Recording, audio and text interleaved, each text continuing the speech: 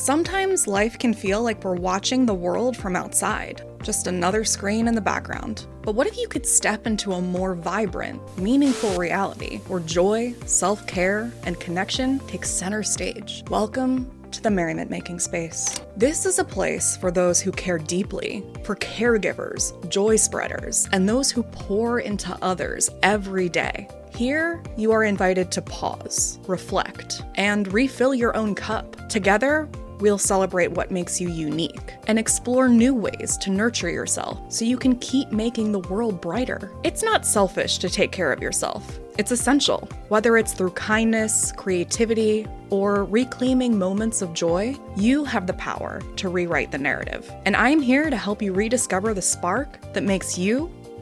Caregivers and changemakers often feel the weight of the world on their shoulders. But imagine a life where your passion to help others is fueled by a deep well of self-love and resilience. I choose to see myself as a living icon of joy, if you will, because I have the power to brighten someone else's day just by being me. Yes, I do. I let go of the fear and even just the idea that I am too much or not enough. And I show up fully, unapologetically, and joyfully. Let's create a life where you feel supported, nurtured, and truly seen. It's time to prioritize you. Together, we'll move beyond autopilot and rediscover what makes life meaningful. Are you ready to step into a space where joy, creativity, and connection thrive? Let's do this together. Okay, so welcome. I am Mary England, and whether this is your first class or your 100th, I'm so grateful that you're here. And as a caregiver, you will probably spend a lot of time taking care of others. As a change maker, you probably spend a lot of time making stuff happen. And today is about reclaiming a little bit of that care for yourself. So winter can be a really tough season for a lot of us. And for caregivers, for change makers, welcome, welcome, welcome. If you're joining, please tell us where you're tuning in from, whether it's your first class or not. We want to say hi. And, you know, the darker, colder days, the weather, the lack of light, the holiday stress, all of it, oh my goodness, it can really take a toll on us. And I'm somebody who's definitely struggled with seasonal affective disorder. And whether you do or you don't, we all still are affected by light, okay? And this is a season that invites us to slow down, to reflect, and to realign with what we need, you know? So today we're gonna explore how we can break free from winter sadness and isolation and sluggishness, and to create habits and routines that are bringing us energy and joy, even in the darker, slower months. So if you don't have your workbook, then make sure you grab that. I'm going to see if I can put it into the chat here just in case. Nope, I don't know how to do that. It's in your email. And okay, so this is me. I'm a self-love advocate, joy enthusiast, creator of the Merriment Makers and the Feel Good Troop. Those are two memberships. I've written books. One of them is called This Is About You. I've spoken internationally. I've been doing this for over 10 years. I advocate for mental health, body positivity, among other things.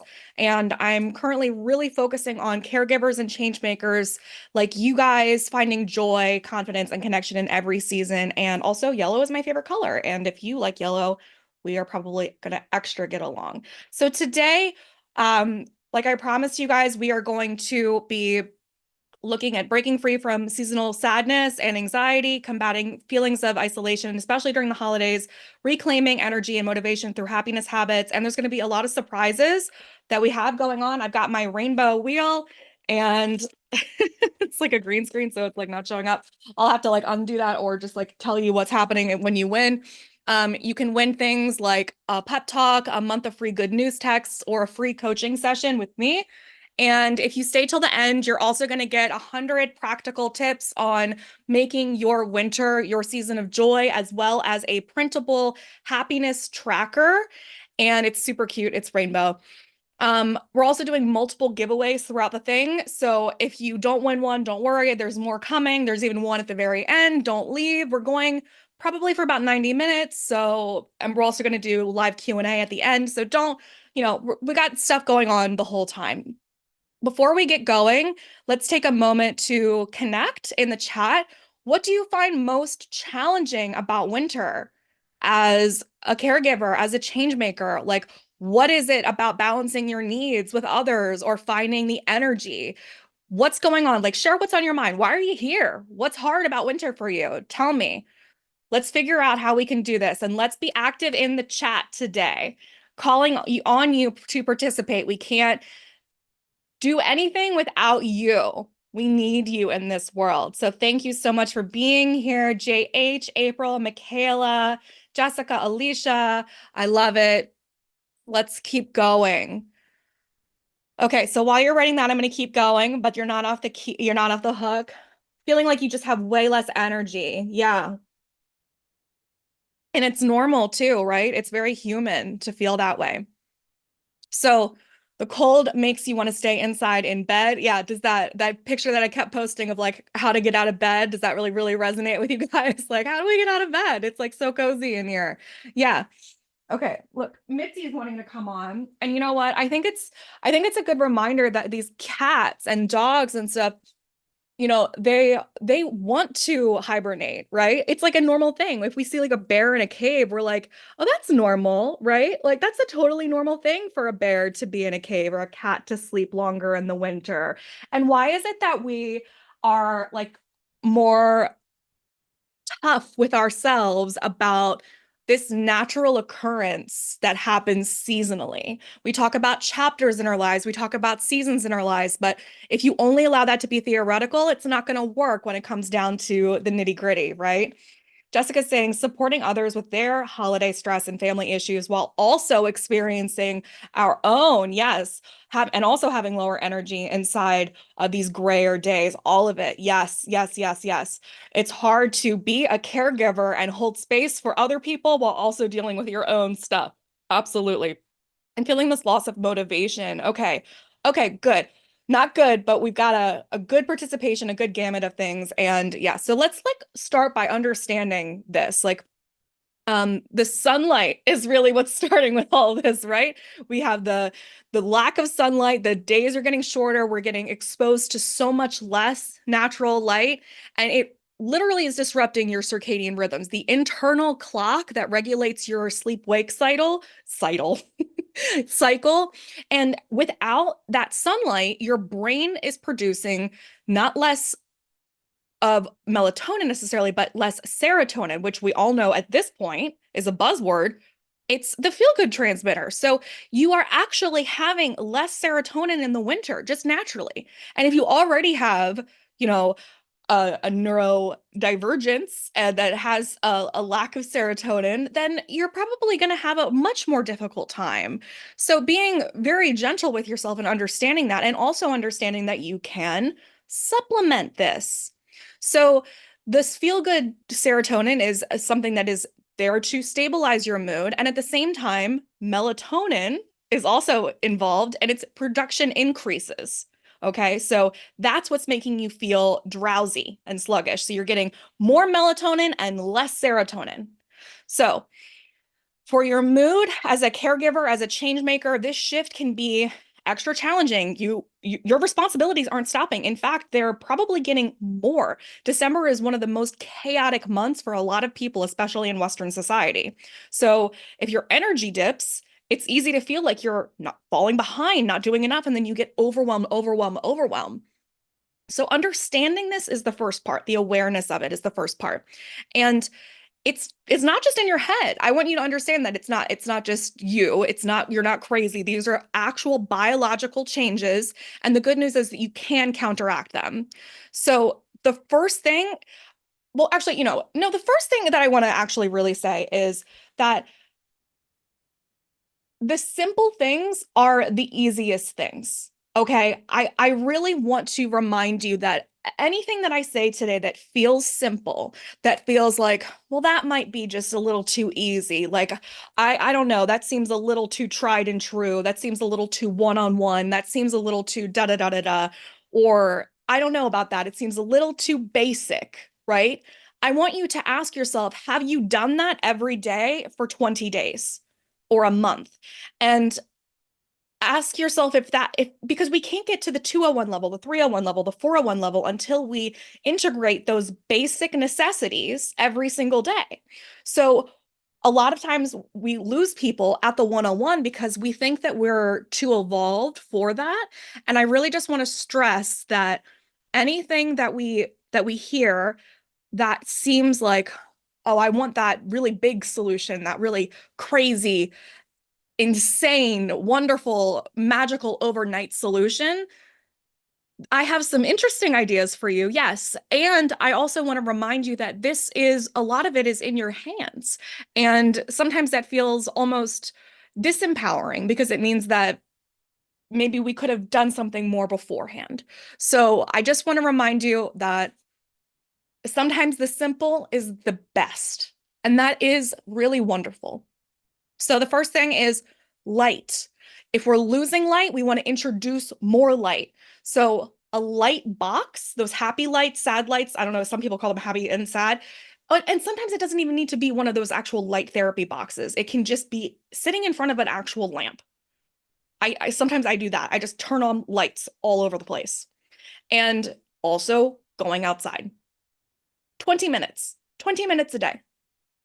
It's very easy, especially combine the lack of light with the cold, that we just keep staying inside. We keep staying inside. We keep staying inside, and it becomes this slow drain where it becomes easier and easier and easier to not want to go back outside. We can order stuff in, especially if you work remotely or you're going to a commute where you're going early in the morning and it's dark and you're coming back and it's also dark and you're not getting any sunlight. There needs to be light in your day. You need light as a person, as an animal, as an organism. You absolutely need light. So 20 minutes of light a day, as if it's oxygen, is absolutely, it's not negotiable. Okay, and then just reminding yourself that this is a natural biological response, hibernation mode. And just like animals slow down to conserve energy, our bodies and minds are craving rest right now and reflection. So even though that we kind of have these holiday seasons and New Year, New Me, and whatever maybe potential religious holidays that you affiliate with, or whatever, these and Spotify wrap-ups that are coming out and all these reflections and whatever pressures that you're feeling, it is also a tandem feeling of the natural season for you to be like, maybe I can actually at least internally take a stock of what's going on. So let's do a quick poll right now. On a scale of 1 to 10, how much do you feel like winter affects your mood? Let's just like gauge that. 1 to 10, 1 being doesn't really affect me at all, 10 being like in terms of my favorite season, in terms of how I like, if I when I'm not affected at all by the light or the dark or the cold, and I'm completely fine. Winter affects me the most, and I like honestly can't even really seem to get outside.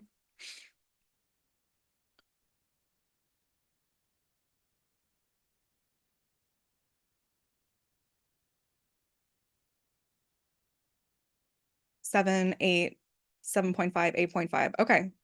So it's deeply affecting us. Okay. Okay. So remember that this all starts in the mind, and then we have to carry it out into the body. So tangibility will always win over theory, but we have to start in the mind. We have to begin to plant the seeds of our ideas, because if we don't believe it, we won't carry through with it. But most of the time we can get ourselves all riled up and be like, oh yeah, absolutely, like I'll do that, and then we just don't follow through. So are you somebody that like can get riled up and then not follow through, or are you somebody that like just has a hard time kind of believing even in the thing, and that's like, I don't know, that's a little too much, or that's not too much enough for me? So kind of decide where you are with that, and even feel free to share that in the chat. So for caregivers, this slower energy feels like a conflict for us. You can feel guilty. There's a lot of guilt that comes with caregivers and change makers and this idea of wanting to rest, especially when other people are maybe literally depending on you. And the truth is that slowing down is not the same as giving up. I want to remind you of that. Slowing down is not the same as giving up. And it always bears repeating. It's really difficult to integrate, but self-care is not selfish. And if you don't take a break, your body will take a break for you. I know that we all know that, right? We know it. Are we doing it? Maybe not. Maybe not. When's the last time you got so sick because you just kept going and going and going and going? The way to restore yourself so that you can show up for others in a sustainable way is to restore yourself. Whatever you do, whatever you're passionate about, the only way to really do that is to make sure that you are okay. If you rest, the rest will take care of itself. So think of yourself like a tree. In the winter, the trees lose their leaves, they go dormant, and their roots are still growing stronger underground, and they're preparing for spring. And slowing down is what you allows you to bloom later. Now, that doesn't mean that your to-do list goes away, but I think kind of having this idea is the beginning of the mindset. And I also want to introduce this as a mindset too. For some people, I think this might be helpful. You know, winter has always been challenging.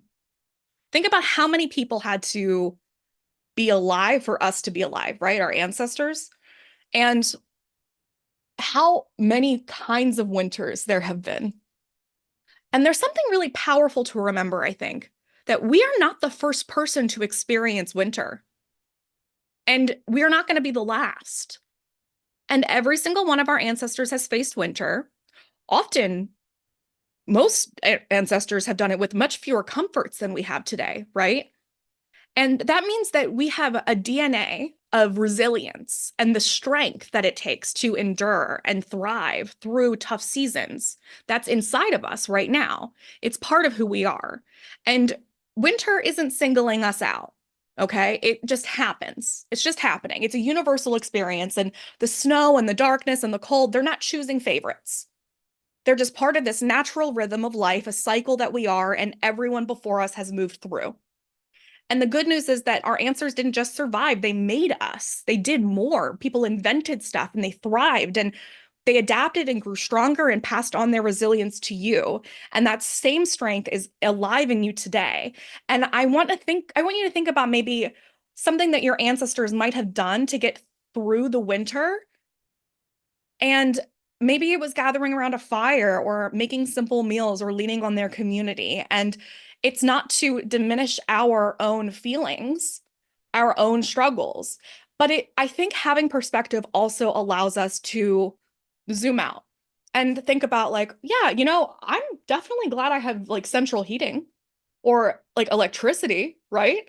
I'm glad that I don't have to poop outside.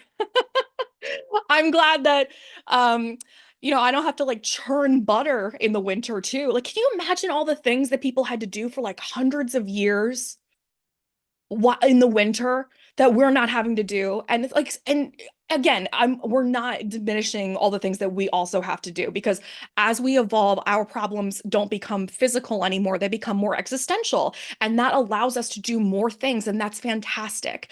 And I think perspective allows us to be like, well, if I had to pick some problems, I think maybe I would pick mine again. And I think that's a beautiful thing.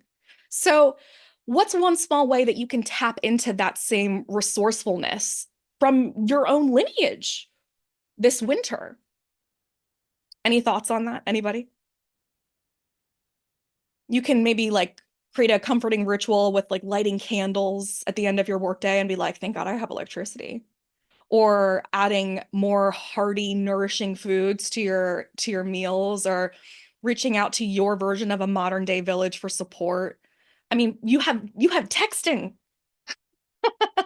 You don't have to send a carrier pigeon. Oh my goodness. How cool.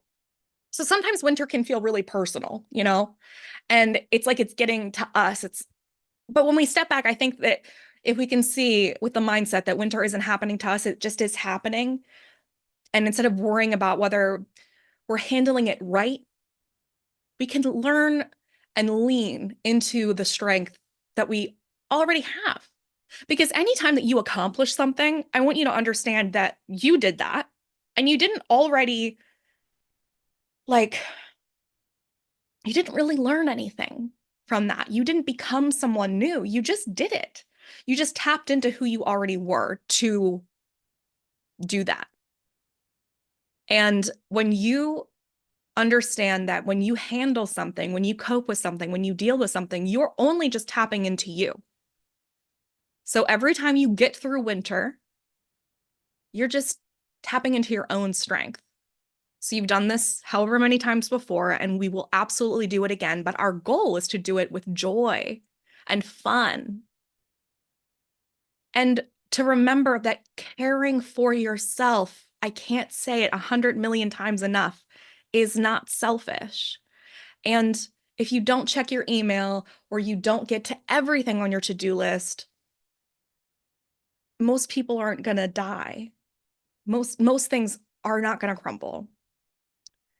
It is an act of honoring those who came before us, I think, when we take care of our own needs, when we are carrying forward the wisdom and resourcefulness that they have handed down to us. Winter is not a test, it's just a season. And you have everything you need to move through it, just like everybody else did. We have more things. We have heated blankets.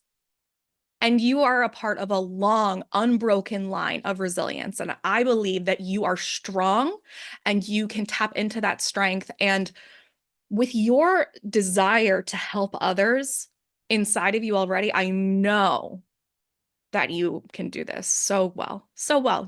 The real problem is that we just need to create balance for you.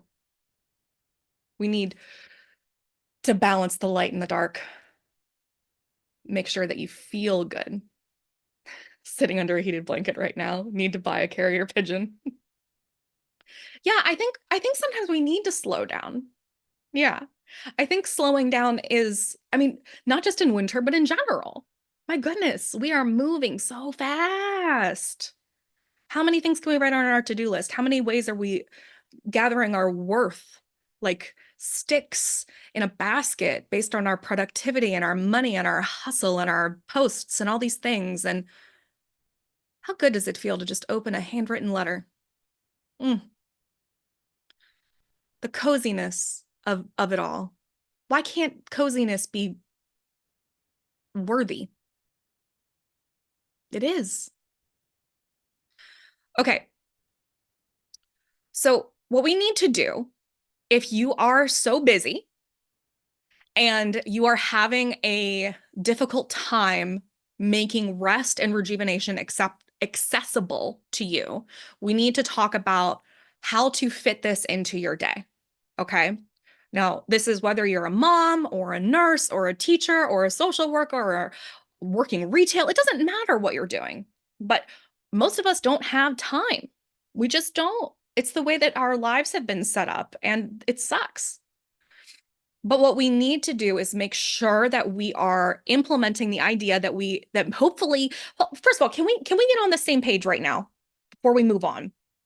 Do you believe, if you believe that you are,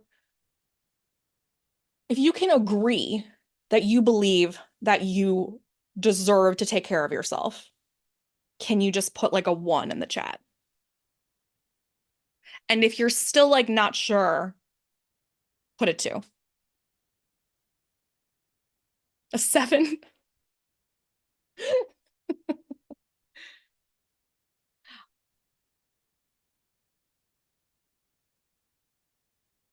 Okay, we're still divided. Okay. All right. For the people who are not sure, can you tell me why?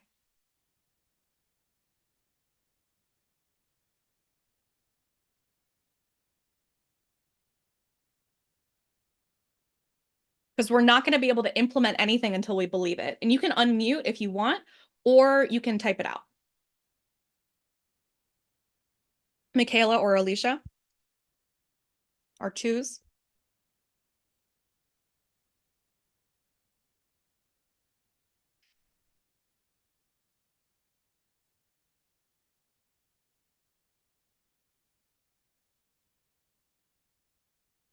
And this isn't meant to hard to undo a lifetime of thinking. Yeah. Okay. I get that.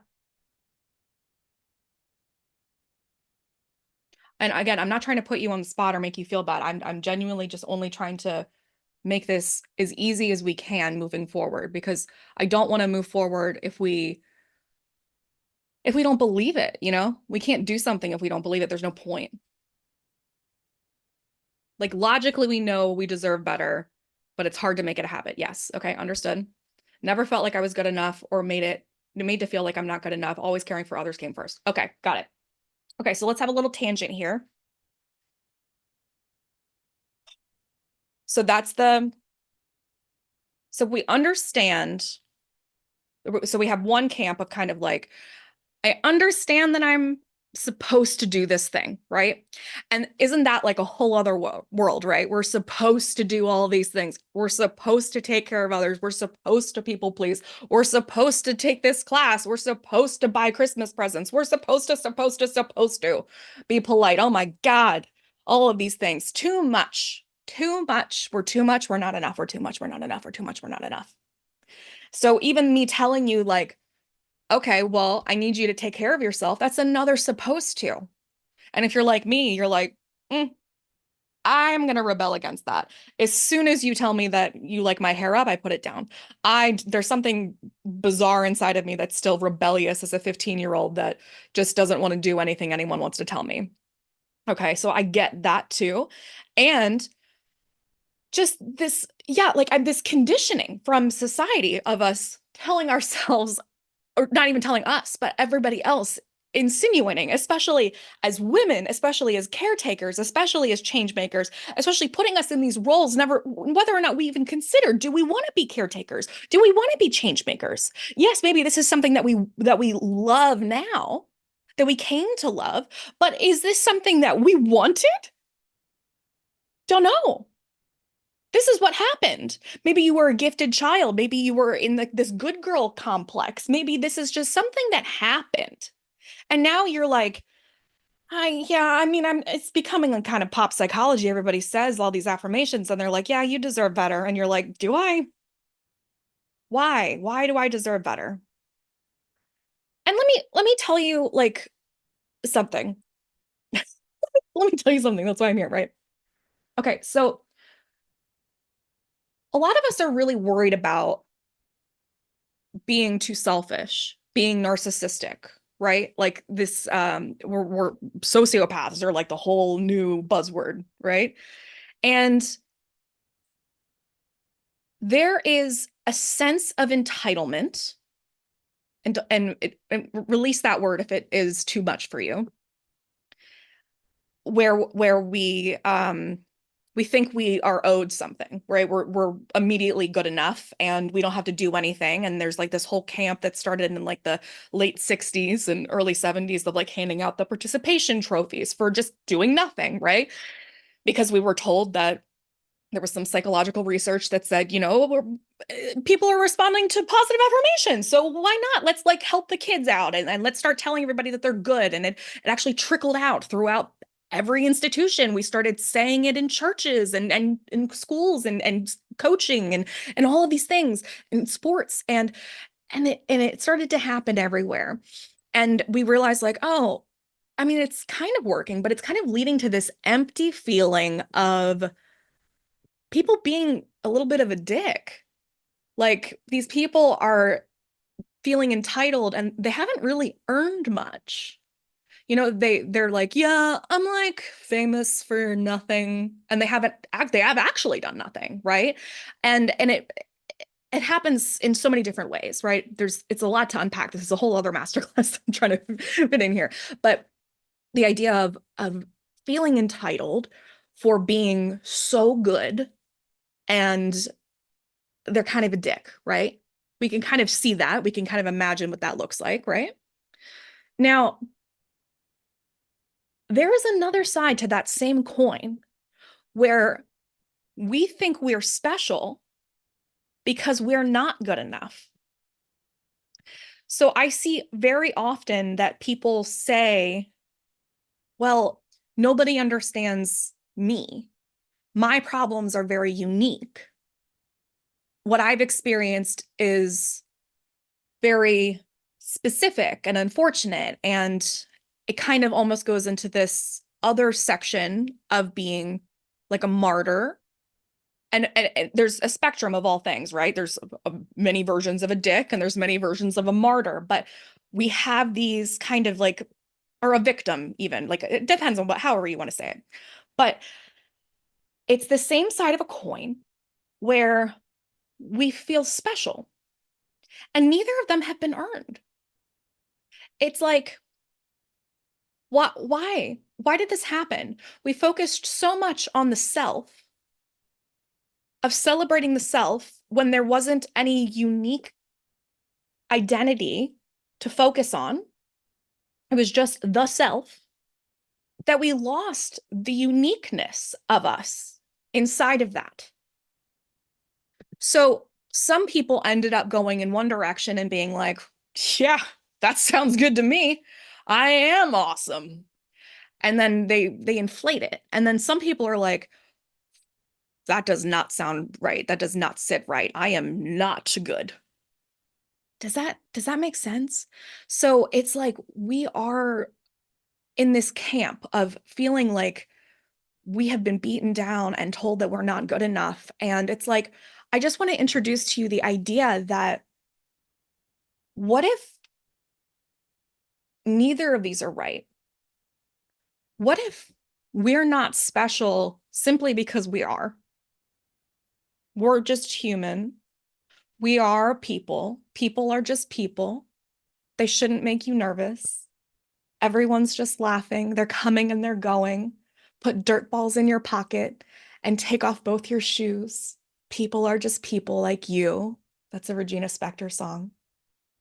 And what if what makes you special is your behavior? It's what you do. It's the very specific things that you do. And instead of just thinking, I'm not good enough, like, yeah, maybe maybe none of us are good enough. I don't know. Maybe let's play with that idea. Maybe none of us are good enough. Maybe none of us are good enough to be inflated, and maybe none of us are bad enough to be dismissed. Maybe we all just are. What if we start there? What if we all just are? Does that feel better? But I certainly don't think that what has happened of us thinking that we are terrible is right. This like beratement that we've been feeling in our lives, this trauma that we've had, this beat down of us that we've been told you don't get to do anything. You have to take care of other people first. And if that is a goal of yours, if that's something that is even intrinsic that you want to do, great. I fully support that. It's literally part of my method and my ethos and my own passion. And I don't think it's physically possible if you're burnt out. How is a doctor going to do a surgery if they're asleep? It doesn't make sense, right? So, if only from a scientific, practical side, what if you start taking care of yourself so you can take care of other people? What if you start there? If you want to be a mom and take care of your kid, you can't do that if you're wasted or so sleep deprived you can't move or you're sick. It doesn't work. And you can apply this to anything. Michaela and Alicia, how are you guys feeling about that? And the truth is that this conversation is not going to fix, quote unquote, this feeling, this deep-seated belief. This is something that we do have to talk about and unravel and look at and examine and journal and tap on and unwind over time. I don't believe in like we did it once and it's done. Like I don't think that that's how things work. But I do think that you can begin to think differently. I think you get to decide that today you get to think differently. You get to say, I'm open to the idea of being 1% different. I believe that I am willing to look at this from like a logical standpoint, that I'm interested in like taking care of myself so that I can take care of other people, if even that makes sense to me. Like, let's start from the logical self-care. Yeah, the doctor analogy is helping to reframe it. Yeah, doctor can't doctor can't operate if they're drunk or if they're super sleep deprived or if they're cut open, right? It doesn't work. Or even if their hand is hurt, they need to be in pristine condition. And so do you for whatever it is that you're doing.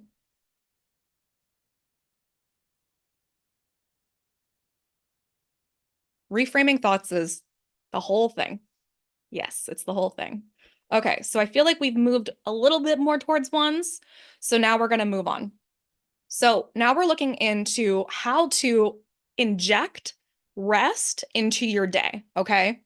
So these are ideas of little baby ways to integrate rest into your day. So I've got a bunch of ideas, and we're going to talk about just like, I mean, 2 minutes of making sure that you're doing this. And again, it doesn't matter if you know all this and you don't do it. It's shelf knowledge. It just stays on the shelf. You can have a lot of books and do nothing with them. It doesn't matter. But I want you to think about this. I want you to use your workbook, and I want you to pick one or two of these. There's three on the screen. I have like seven, and just listen and discuss, and whatever ones come up for you that you think are interesting, just type them out and be like, yeah, that one sounds okay. And if you have another idea, then write that down or share it with us. So a micro moment of rest is just like 1 to 2 minutes where you rest in a transitionary state. So that means like basically, have you ever been driving and you get into your driveway and before you go into the house, you just sit in the car? You just like have that driveway time, you sit in the car and you're like, and you just kind of gather yourself. That's micro moment of rest. It's like waiting for the microwave. And instead of like trying to be as busy as you can while the microwave is counting down, you're like, okay, I'm actually just going to sit here and I'm going to breathe. Or before you enter a room, or before you get ready to go out the door. Or does that make sense? Like a transitionary state. So what you do during those times are taking breaths, maybe rolling your shoulders, stretching your neck around, putting your hand on your heart. You can do all these things right now. Breathing and just saying out loud or reminding yourself, I am doing enough. And why this works is enough small pauses regulate your nervous system and they reduce stress. Another thing is mindful hydration. So pairing a self practice with something that you already do, like just drinking water. Drinking water is so good for you. Well, a lot of us aren't doing enough. So as you take a sip, you can think about something that you're grateful for or something that you're doing really well. You can also like decorate your water bottle with like stickers or motivational markers for both how much you want to drink or reminders to take breaks or little things of like exhale, roll your shoulders, I'm doing enough, like actual affirmations on here. And this works because your hydration is helping your physical body to boost your energy, and pairing it with gratitude is creating a mental pick me up and a possibility to reframe your thoughts as well, especially if you're thinking about how you are doing enough, how you deserve rest. The next thing is joyful movement in place. So this is adding short intentional movements to tasks that you're already doing. So like if you're doing laundry, You can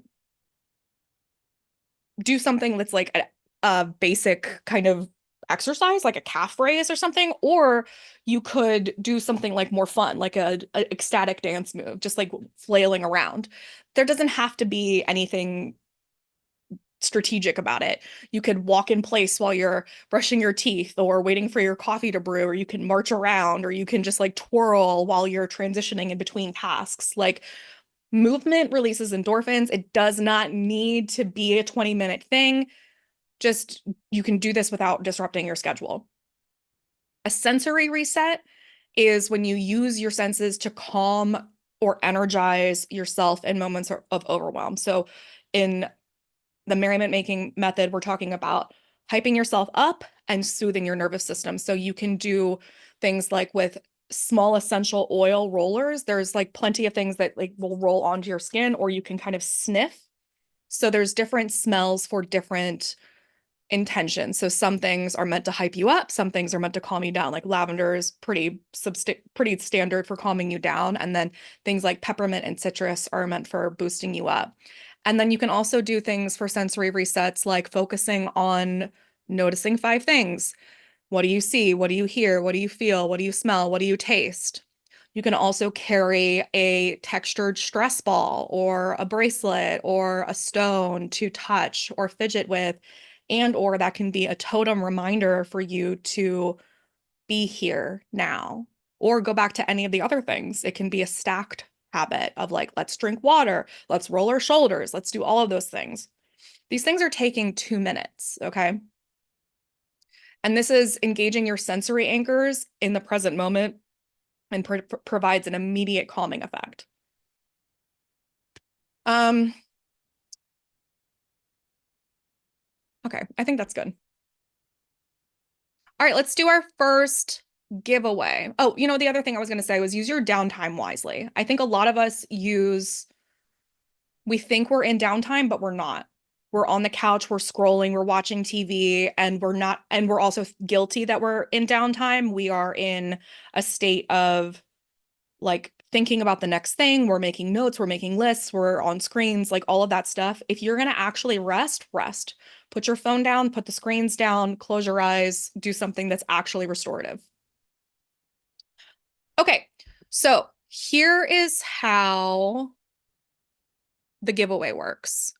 What I want you to do is, in a moment, I'm going to ask you to type in a word if you're interested in participating in the giveaway. And it doesn't matter how fast you do it, because once everyone has typed it in, I'm going to use a random number generator to select a number, and then I'm going to count down the comments. So for example, if the random number generator selects 1, then the first comment will be the winner. And then I'm going to spin the wheel, and whatever the wheel lands on determines your prize. Okay, so if you are interested in participating in the giveaway, then type in the word calm.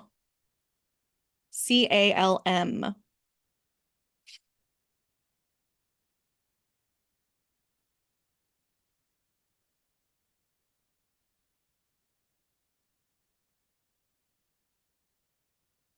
Okay, number 1, Michaela. All right, I'm gonna spin the wheel. Can't really see it. Coaching. You want a coaching session with me? Okay, so Michaela, I want you to send me an email at this email, mary@uncustomary.org, and then I'm gonna write you back and we'll set up a time for you, okay? But don't worry, everybody, there's more prizes coming. Okay. Our next thing is breaking free from seasonal sadness and anxiety. So for caregivers and change makers, this can feel like a double-edged sword, because not only are you experiencing your own dips in moods and energy, but you're also carrying the emotional weight of those that you are caring for. And that really can amplify the feelings of hopelessness and helplessness and overwhelm. So as we talked about earlier, the sunlight reduces your serotonin, it disrupts your circadian rhythms, which are both linked to mood regulation. And anxiety can also spike in winter as we feel disconnected to struggle our unmet expectations, particularly around the holidays. So I can't stress enough that a light box is very helpful, especially if you're not getting outside. You can get a light box. They're very cheap at this point on Amazon or wherever you want to buy it. Research shows that using 1 to 20 to 30 minutes a day in the morning can alleviate depressive symptoms in as little as 2 weeks. So putting it in your morning routine is very helpful. You can even have it next to you while you're working. It's not that disruptive at all. It's very, very helpful. Caregivers also often live in a state of hyper awareness for other people, and that can really fuel your anxiety. So, taking 5 minutes, again, focusing on you, focusing on your breathing, really, really, really matters. I know it sounds simple, it is very important. So, right now, close your eyes if you're comfortable, and I want you to inhale deeply for 4 counts. 1, 2, 3, 4, and hold for 4, 2, 3, 4, and you're going to exhale slowly for 6. 1, 2, 3, 4, 5, 6. We're going to repeat. Inhale for 4. 1, 2, 3, 4. Hold for 4. 1, 2, 3, 4. Exhale for 6. 1, 2, 3, 4, 5, 6. One more. Inhale. 1, 2, 3, 4. Hold at the top. 1, 2, 3, 4. Exhale for 6. 1, 2, 3, 4, 5, 6. And just notice the space that you're creating right now in your mind, in your body.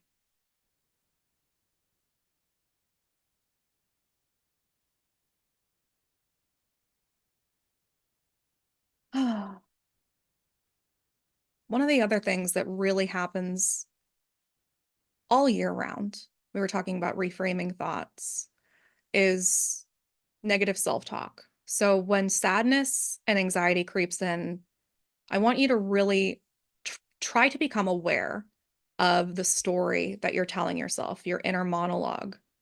I have multiple master classes and resources on this in the Feel Good Troop and the Merriment Makers, but the first thing is really even just becoming aware of the fact that this is happening because it's probably very normal for you.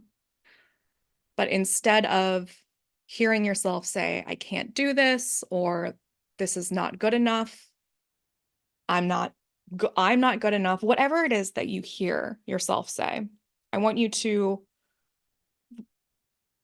challenge that and say, I'm doing the best I can with what I have today. So I want you to think about, like, right now, something that you feel like you suck at, something that's not going well, something that you haven't finished, something that's not perfect, something that's not going well, a relationship, a project, a to-do list, a deadline, something.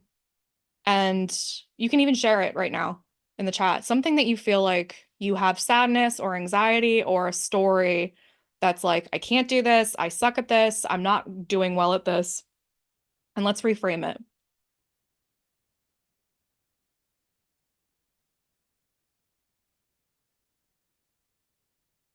as practice.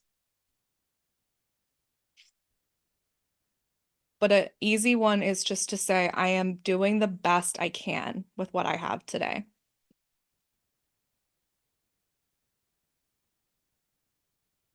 Okay, the next thing that we're going to do is we're going to do a live tapping.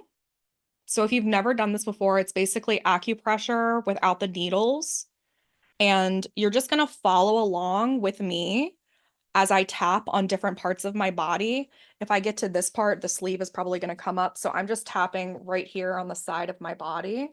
And you're just using the first 2 fingers on either hand. It does not matter. And yeah, that's all we're going to do. So you're just going to follow along and you're going to repeat after me. And this is another way to reframe thoughts and to move new thoughts into your body while combining it with a somatic process. We're going to start here on the side of the hand.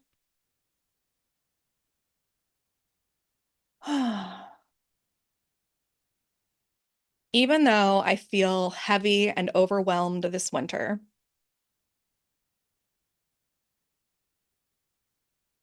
I deeply and completely love and accept and forgive myself.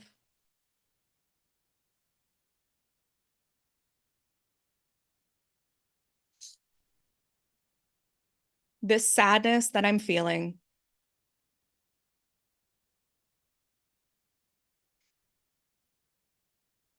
this stress that is so overwhelming,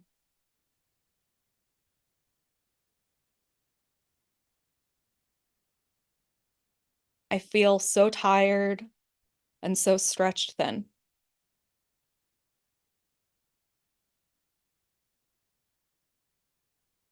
I'm holding so much for everyone else.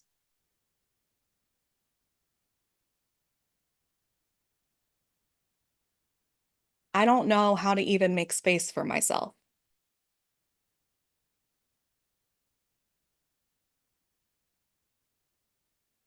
Sometimes it feels like the weight of the world is crashing down on me.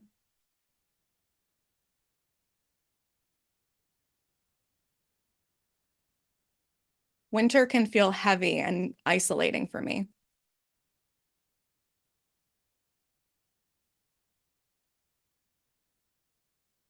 But I'm deciding that I'm ready to release this sadness and stress, at least a little bit,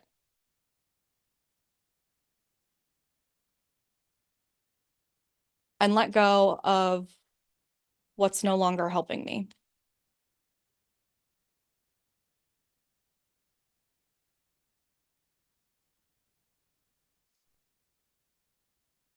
I'm allowed to feel what I feel.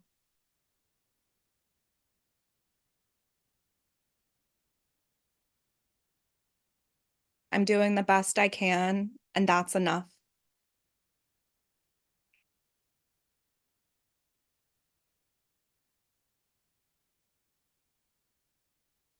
I give myself permission to take care of me.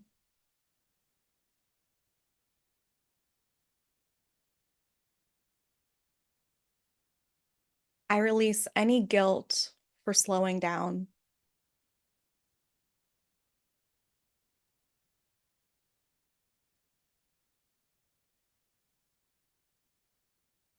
Taking time for myself is not selfish, it's necessary.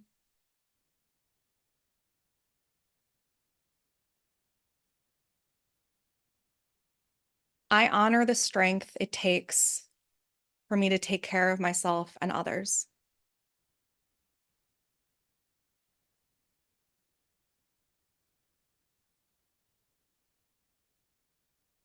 I am choosing to create light in this season of darkness.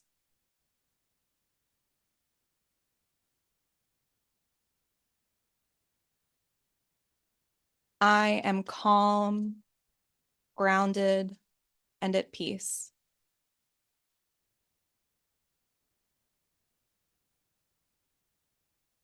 I am worthy of joy and care today and every day.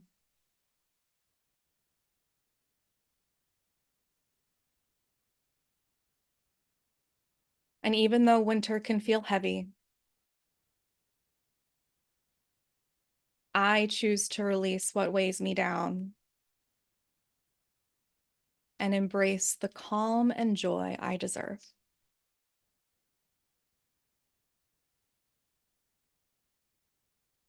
Take a deep breath in. Hmm. Good job.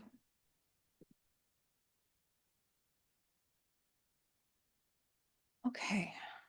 So holidays can also heighten our feelings of loneliness, especially for us caregivers, change makers, and you may find yourself surrounded by people who make you feel unseen or not appreciated. And maybe you are spending the holidays alone, and that can also deepen a sense of isolation.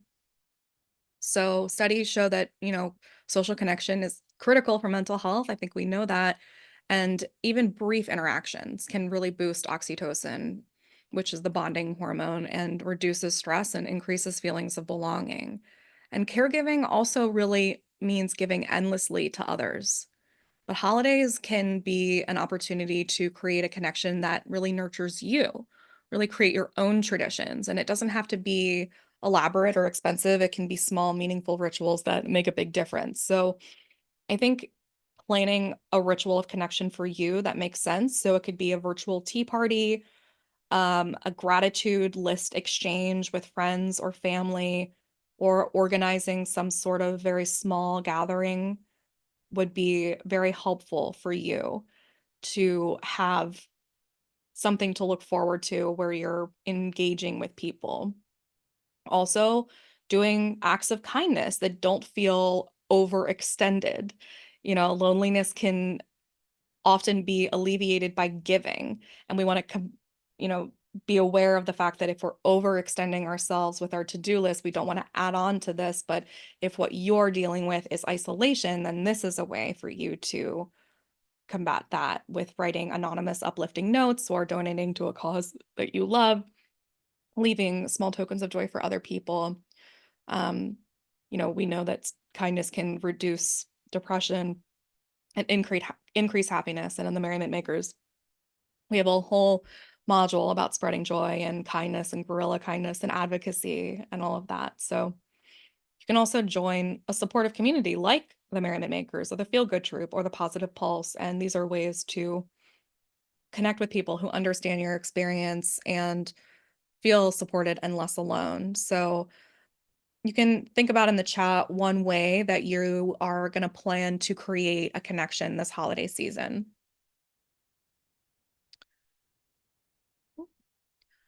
So when the days are darker and colder, it's definitely very easy to feel sluggish, and caregiving responsibilities added to the mix make it maybe feeling impossible to gather that energy for ourselves to do any of the things that we talked about. So small actions is where it's at in terms of reigniting your spark. Physical activity is one of the most effective ways to boost your dopamine, your serotonin, which is how you're going to increase your mood and your energy. And you want to start small. You want to start with the micro movements, the micro habits, and you don't want to go for, an hour-long workout. You want to start with 5 minutes, and you want to, like I said before, walking in place, dancing to one song, and creating an energizing environment, using those scents before, playing upbeat music, adjusting your lighting to mimic natural daylight is very important. Caregivers often also really overlook their accomplishments. So at the end of each day, having one thing that you're proud of, being able to acknowledge that. I think when people say celebrate small wins, it kind of becomes a little like abstract. And really, just what we mean is acknowledge it, write it down, share it with someone else. So you can just be like, yeah, you know what? I actually took a deep breath when I needed it. That was really cool. I did that. And by doing that, you kind of create a good feedback loop for yourself that you're going to do it again. So what's one small habit that you would like to try this week to boost your energy? Michaela said joining a supportive community. That's fantastic. I have multiple options for you in my world, and there's also, of course, many other thousands of options on the internet and in, person. And if you are interested in any of the ones that I have, I would love to have you, Michaela. So if you're here with us today, what's one small habit you'd like to try this week to boost your energy? It's, something that the inertia of moving our bodies is something that we don't really want to do. But in the morning, I think it's so important for us to just kind of like twist our bodies. That's something that I do. It's like something I learned from Qigong, just like twisting our torso. That's what I do to just kind of wake my body up. Creating an energizing environment, writing in my gratitude journal, one thing I did each day that I'm proud of. Yay, Alicia. I'm so glad that you're still doing that. That's fantastic.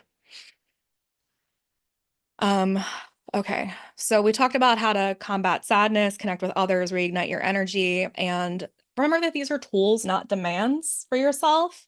And you have to just start with what feels manageable and build from there. And even one small change can ripple out into big results. And winter does not have to feel like this battle, okay? Like by understanding your needs and embracing small moments and allowing this to be simple, but consistently simple, giving yourself grace, you can reclaim the season as a time for renewal and strength and happiness. And now we're going to do another giveaway. So, like just like we did before, if you want to participate, type in the word light.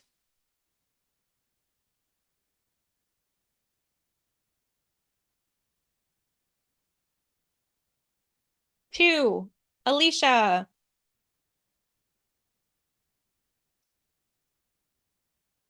It's a pep talk. All right, Alicia, email me at mary@uncustomary.org and I will send you a pep talk. Okay. Yay, congratulations. Look, I even have my little boop, boop. Okay. You know what? Let's take a little dance break. All right, it's not working. Well, it's a dance party break. Let's just like move our butts a little bit. This is important too. I think for us to just always remember that we are not just things from the neck up or the thumbs up. We are real people. We are having a bodily experience and just kind of move your hips. Oh, these creaky, creaky bones. We're all just jattering skeletons inside of these meat puppets. Mm. Get your body flowing, honey. Stretch it out a little bit. Yeah, we're doing great. All right, now let's talk about happiness habits, honey. So, happiness habits are what I call small intentional actions that we take regularly to nurture our joy and our calm and our connection in our lives. So, these aren't one-time fixes. They are habits that we build over time to create lasting changes in how we feel and how we show up in the world. So, for caregivers, you are often in the habit of putting other people first. And happiness habits are about finding sustainable ways to take care of yourself in the midst of your busy life. So we've actually been hinting at this the whole time. And, neuroscience shows that our brains thrive on consistency, even and especially if you are really airy or, really like ADHD or really chaotic. You really need consistency. You'll thrive there. But happiness habits are, I don't know, these small positive actions that are repeated over time that actually rewire our neural pathways, making joy and gratitude more accessible. And when we engage in habits that spark joy, the brain releases dopamine and it reinforces those actions and improves our overall well-being. So I want you to think about a moment recently when you felt genuinely happy or genuinely calm, and I want you to think about what you were doing and share that with us.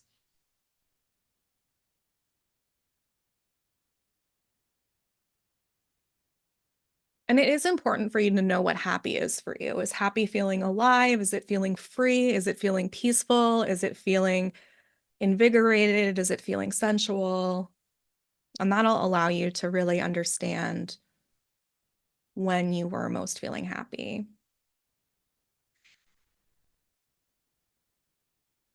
Doing a word puzzle.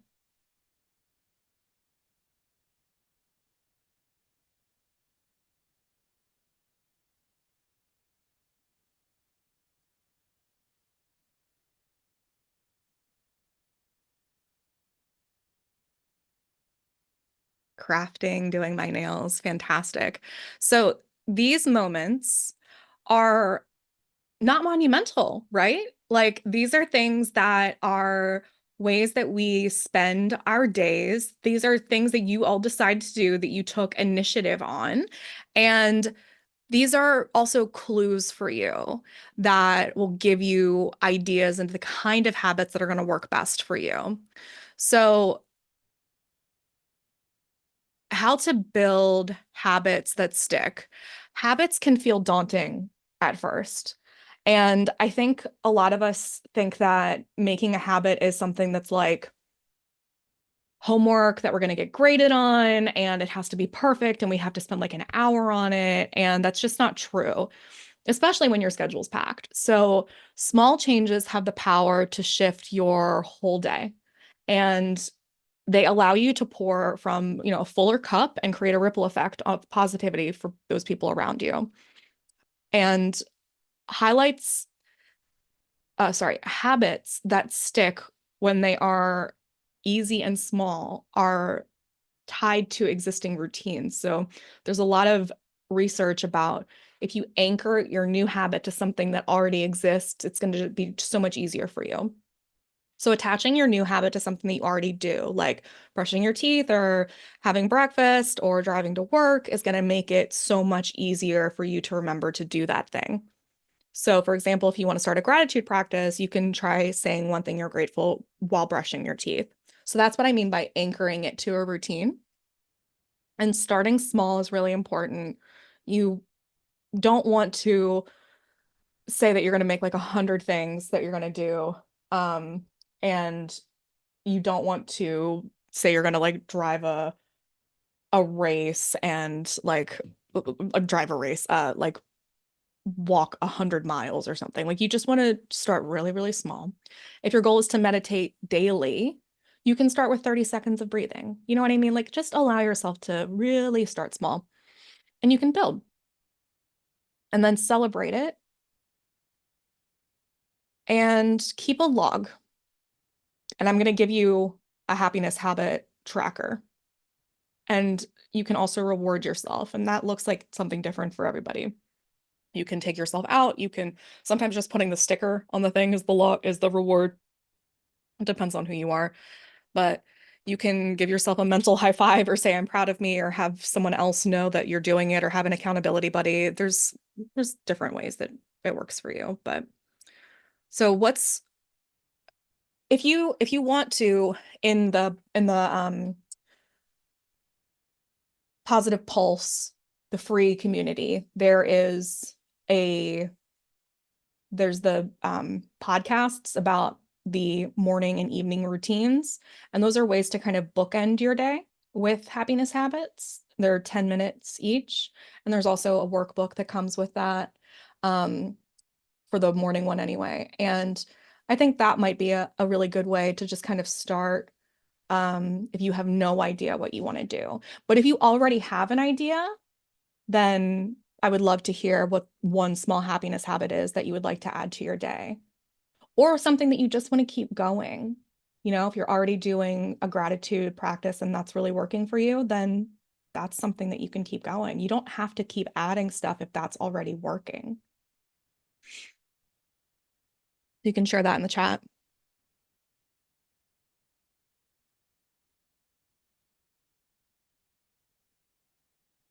And some more examples are like morning light rituals. We've talked about light exposure being crucial during winter. So you could have that as an idea, doing morning light with a light box or sitting outside for 20 minutes. You could have a gratitude practice. We have so many resources in the Merriment Makers and the Feel Good Troop on gratitude. Spending time in nature, that could be one. Playing and creativity. You know that play is not for kids, hopefully by now. Your inner child needs outlets like drawing and journaling and crafting to reduce stress and increase feelings of fulfillment. You could doodle, dance, bake, whatever. And also kindness, you could do something where you're brightening someone else's day. But I think feel good to do good first, right? Keeping up my gratitude journal, I think I just need to keep reminding myself that rest is essential and I am doing enough and I am enough in general. Yes. Being still and breathing without the guilt. Yes, yes, yes, yes. I love that these are the realizations is that you're doing enough. I think that's beautiful. And I think, in addition to that, if I may give advice, that creating the space to show up for yourself to keep that rest space is important. Because if you just tell yourself like I'm doing enough, like, and you'll kind of forget about it. So if you kind of create a place in your day, whether it's in the morning or the evening or whatever, to kind of like have 5 minutes or whatever it is to, even if it's just to say, hey, I'm doing enough. I would like for you to schedule that. The scheduling is so important. It's insane. Like truly scheduling yourself. It's like the Grinch. I can't cancel on myself again. You know, you really, really, really need to schedule yourself as caregivers, as change makers, as really powerful people. You know how to get somewhere. You know how to show up somewhere. You know how to keep an appointment. You got here on time, but are you putting yourself on the schedule? That's the really important thing. And it seems silly maybe to put rest for 5 minutes on the schedule every day or a check-in every Tuesday for 10 minutes, but it is just as important. And I hope that you understand why now. Winter rituals are about creating cozy, nurturing moments that in your day that feel like a warm hug for your soul. And these don't have to be elaborate and they can feel special just to you. Okay, I want you to close your eyes if you're comfortable. And I want you to imagine your perfect winter day.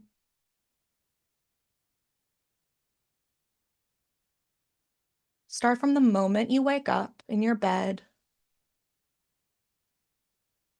No one needs you. You don't have to do anything, but it is still winter. So what's the first thing you're doing? How does the light feel in the room? How are your blankets? What are you wearing? What are you going downstairs to eat, to drink?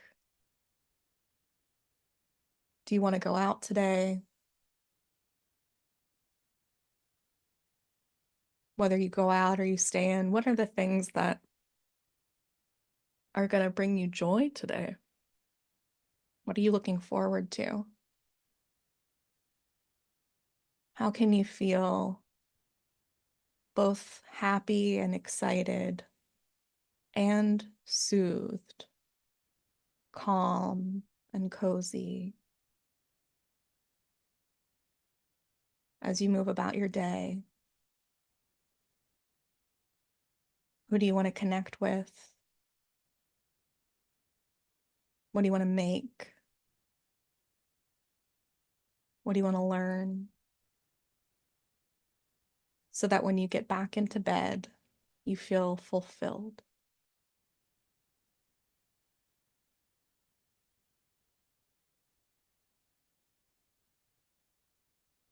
And anything that you thought of in your visualization, you can write down in the chat and think about any of those details, any of those technicolor details, any of those things that are helpful for you to understand, something that your body, your mind is wanting you to know.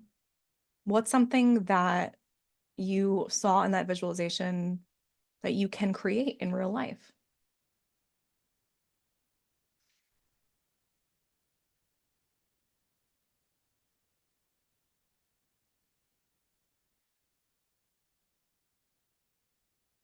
So in order to create a happiness habit, the first thing is you just pick the habit. You pick one small, meaningful action. Maybe it's from your visualization. And then you set a time. When are you going to do this? Is it the morning, the evening, during a break? And you schedule it. And then the third thing is I want you to think about like why? How is this going to make you feel good? Why is this important to you? Why is it going to be worth doing again? And then the last thing is if you can make it special for yourself to add some sort of novelty to it, can you add a sensory element to it, like a favorite scent or a sound or a texture to make it more cozy and inviting for you?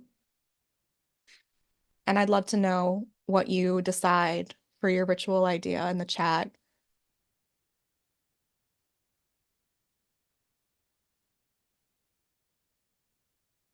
And we're going to do our last giveaway, but because I think we only have, I think it's just April that hasn't won one yet. So April, I'm going to spin the wheel for you. Coaching. April, you want a coaching session. So April messaged me, email me rather, at uncustomary.org, and we'll get you set up with a time. And before we're not done yet, we still have one more giveaway, live coaching for you guys to ask me questions, a bonus PDF of winter tips and products, and a discount. So don't go anywhere. We're not quite done.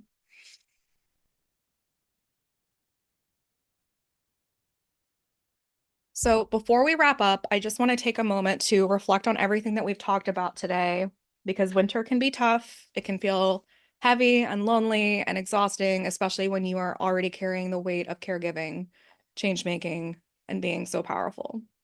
And you've got a lot of people depending on you, and sometimes it feels like there's no room for yourself, and I get it. It's a lot. And the thing is that we know you can't pour from an empty cup, and you can't give your best to others if you're running on fumes. And the truth is that you deserve to feel good, and not just once in a while, and not just in winter, but every single day. And that's why I have offerings like the Feel Good Troop. So the Feel Good Troop is a monthly membership designed so that you can refill your cup and reconnect with yourself and reclaim your joy. So you can show up for the people who matter the most in your life without sacrificing your own well-being.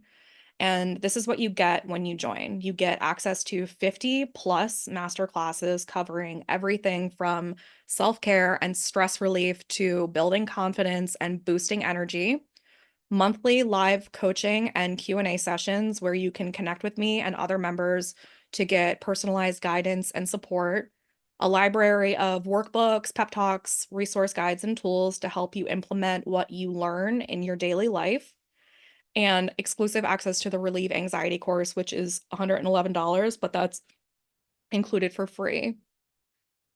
And Erin is one of the merriment making methodology members, and she says that these are the kind of tools that people go to therapy for. These are the kind of things that people need to grow and to learn. And I think that in itself is worth it to me. For most people, actual therapy is not accessible in the way that this is. The tools that you can learn are things that you would get in that setting. And a lot of these tools, I'm like, oh, I got this and I know this because I got it from a therapist, but she's finding it here in my membership groups. So the Feel Good Troop is especially powerful for caregivers and change makers because it's designed to fit into your life and not the other way around. You can access the resources at your own pace. It's really just whenever works for you. So whether you need a 10-minute pick-me-up or a deep dive into emotional resilience, the Feel Good Troop is here. So you can imagine waking up each day feeling lighter, knowing you have tools to handle stress, boost your energy, create moments of joy, even in the hardest seasons. You can imagine feeling supported, not just by me, but knowing other people who are doing this, who are like-minded people who understand what it's like to give so much of themselves to others. And also, honestly, most people aren't doing this kind of thing. Most people aren't interested in developing themselves. It's pretty cool to know other people who are.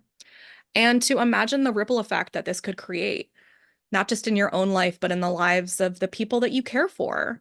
When you feel good, you show up better for everyone around you. Alicia says that she thinks that this can help anyone that is going through life, that each of the modules and the master classes that I provide touch on a different aspect of life. So it can be a positive aspect or something negative that you're trying to move through. Basically, this is just a myriad of different resources, so you can pick and choose something that works for you and find whatever, something that will also help you move through whatever life is throwing you. So I want to make this as easy as possible for you to say yes for yourself today because you deserve it. But also, I am really thrilled to offer you a 4-day free trial. So for the Feel Good Troop, you can start for free today, and this is your chance to experience all of the incredible tools, the resources, and the support inside of the membership absolutely, completely risk-free. And you're the only people that have this link. So I'm typing it into the chat right now. Is it not turning into a hyperlink? So this is the link to check out and get the free trial. And during your free trial, you'll get access to over 50 master classes on self-care, confidence, and joy, monthly live coaching and Q&A sessions. We're actually having one tomorrow, downloadable workbooks, pep talks, and tools to feel your best, and the Relieve Anxiety e-course, which is, like I said, valued at $111. There's no commitment, there's no risk, just 4 days of feeling supported and uplifted. And this offer is only available this week, and you are the only ones that have this link. It's not on the main sign up page. So if you go to the main sign up page, you still can do that. You can still check out all of the things that are there to like learn what else is on, what's going on in the Feel Good Troop. And you can even choose to not do the 4-day free trial. You can decide that you'd rather have the 20% off the first month. You can decide to do that. It's up to you. But I want to make it as easy for you to decide to take the next step and prioritize you and your well-being and just trust you. Trust it. You've shown up for everybody else, and now it's time for you to show up for yourself, and there's nothing to lose. So I want you to click this link here in the chat and start your 4-day trial today. Just humor me. Try it. Okay. Now let's do coaching and Q&A. So if there's something that I didn't get to cover as deeply, or I confused you, or there's something that you want to know about the Feel Good Troop, or there's just anything at all related to this seminar about winter blues, anxiety, isolation, the holidays, and you want to know, put your question in the chat or raise your hand and we will go through it right now.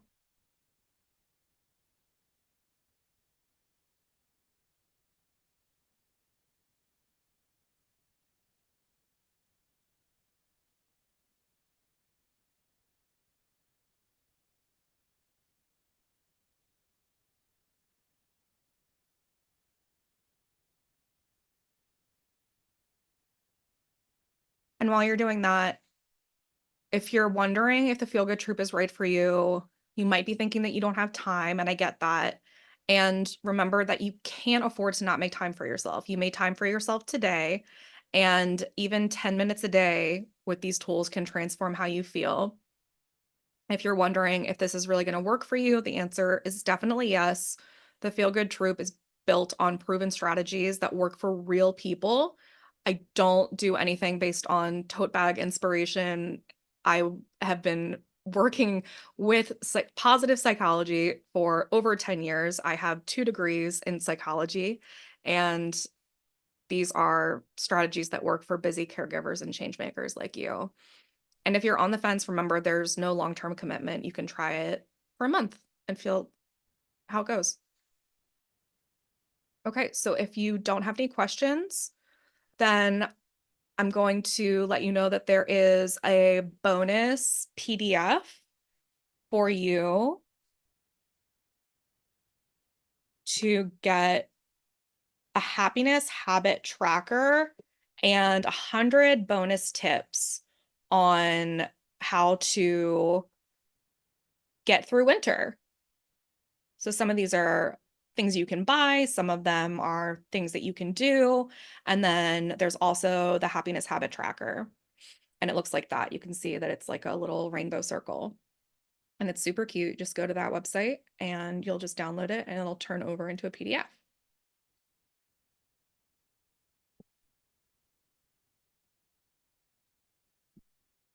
And, today we have explored how to overcome seasonal sadness, build connection, and create happiness habits tailored for winter. And just remember that you deserve care. If you are ready for ongoing support, please consider joining the Feel Good Troop. You are going to find monthly coaching, resources, and community. And again, you can get a free 4-day trial or you can get 20% off. And when you join, you get a private pep talk. I'm doing different bonuses each month, each week this month. And right now, it would really help me, since you're here live, to share your biggest takeaway from today's lesson in the chat. Sharing testimonials in the chat so that I can screenshot them really helps me to demonstrate that I am a human being. People are always so, um, you know, not people are worried that they're getting scammed on the internet, and I completely understand that. So having screenshots of human beings is helpful for me to share on the next time that I do a free seminar. So if you can take a moment to share something that you learned, that would be very helpful before we close.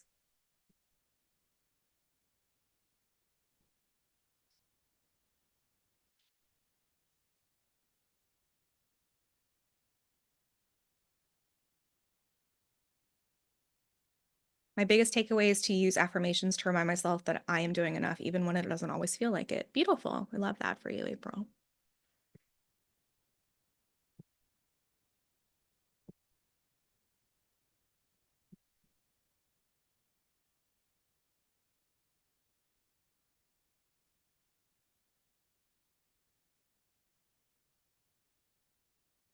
Mary's free seminars are full of authenticity and community. She's very insightful. Thank you, Alicia. You love the tracker. I'm so glad. Yeah, it's cute, right? And remember that there's free 4 days of feeling good, instant access, and you can start for free today. Feel supported, recharge, and inspired. You deserve this. Your card won't be charged for 4 days. You can cancel, you can get inside, and you can see exactly what's happening inside of the Feel Good Troop if you've been curious about what it looks like on the inside.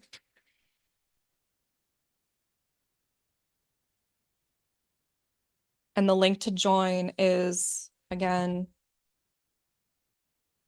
uncustomary.org/FGT2.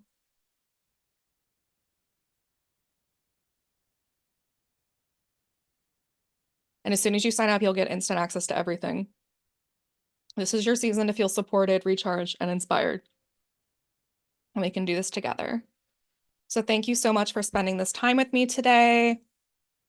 I believe in you. You are so worth this, even and especially in the winter months. And I really hope that you feel like you're walking away with ideas and tools and insights to help you embrace this winter season. And the smallest steps, the simplest steps, the most consistent steps to create happiness habits towards self-care can really create a big shift. And I'm so proud of you for showing up for yourself. And I would love to continue this journey with you in the Feel Good Troop. And I also have other memberships that are more fancy, but the Feel Good Troop is a really great way to get started. Michaela says, my biggest takeaway is that I have everything I need to get through winter. Yes, that is beautiful. You absolutely, absolutely do have everything that you need to get through winter. We all do, and we always have. And now we just get to put a little razzle dazzle on it. You get to make it as fun as you want it to be. What a beautiful way to end. Thank you so much. I really appreciate you, and I will see you next time. And please connect with me on social media and stay tuned for the next seminar. I love you guys. Bye.